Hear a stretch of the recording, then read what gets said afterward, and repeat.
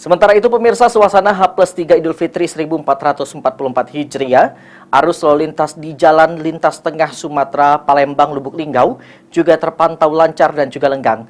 Terlihat hanya beberapa kendaraan yang lalu lalang melintasi jalan tersebut tanpa hambatan.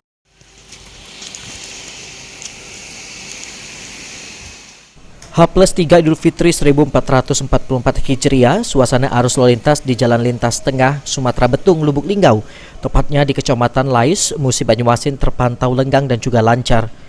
Tidak terdapat tumpukan kendaraan arus balik dari arah Palembang, Lubuk Linggau maupun sebaliknya. Terlihat dari pantauan PAL TV, suasana jalan terlihat sepi dan hanya beberapa kendaraan saja yang melintas dengan lancar tanpa hambatan. Izin melaporkan dari Pospam Kecamatan Sangadesa. Untuk situasi terkini arus balik Lebaran tahun 2023 dapat kita lihat dari arah Lubuk Linggau menuju Sekayu masih terpantau aman dan kondusif. Sebaliknya dari arah Sekayu menuju Lubuk Linggau tetap lancar.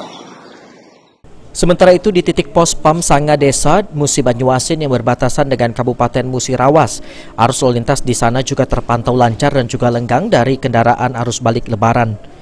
Tidak ada tanda-tanda tumpukan kendaraan baik dari arah Kabupaten Musirawas ke arah Palembang maupun sebaliknya. Namun pengendara dihimbau untuk tetap berhati-hati selama melakukan perjalanan dan selalu mengecek kondisi kendaraan sebelum melakukan perjalanan jauh agar terhindar dari kecelakaan lalu lintas. Bagi pengendara, khususnya para pemudik, agar hati-hati di jalan dan patuhi rambu lalu lintas yang ada. Apabila lelah, segeralah istirahat di pos tertentu yang telah disediakan. Sekian dan terima kasih. Rusi Iskantas.